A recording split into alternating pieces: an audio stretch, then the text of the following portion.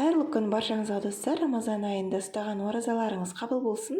Бүгін сіздерге өте оңай әрі тез жасалынатын жент дайындайтын боламыз. Каналға тіркеліп қойыңыздар, басқа да көптеген рецептерді көре аласыздар.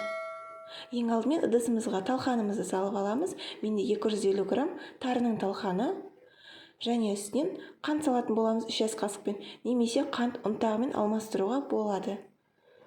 Енді екеуін жақсылап араластырып біріктіріп аламыз.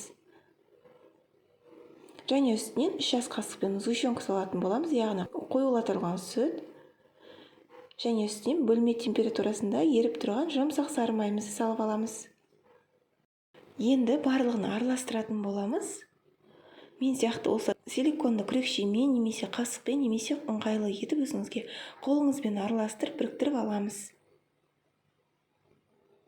Міне бізде дайын болды.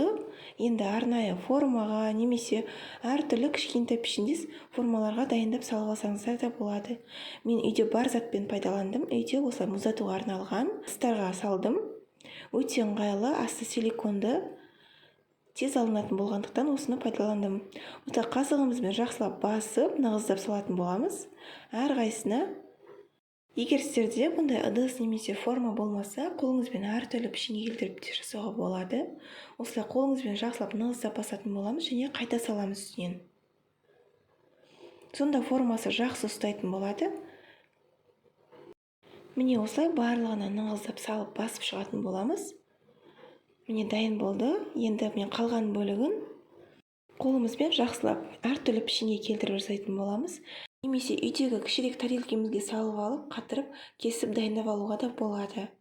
Мен өзіме ыңғайлы болғандықтан осылай қолыммен жасап алдым. Міне осылай барлығын дайындап тізіп шығатын боламыз. Міне бізде дайын болды. Енді тоңазытқышқа 1 сағатқа қойып қоямыз. Міне біздің женттеріміз дайын болды. Өте оңай жасалынады. Әрі формасын жақсы ұстап тұр. Өте керемет болып шықты әртүрлі формада. Өзбектерде ұсынсаңыз, күнімен тоқ жүруге кішкене болса да, таптырмас тойымды тағамдардың бірі. Міндетті түрде жасап көріңіздер. Сіздермен болған Гүлбану. Каналыма тіркелмеген болсаңыз, тіркеліп қоңыраушағына басып кетіңіз.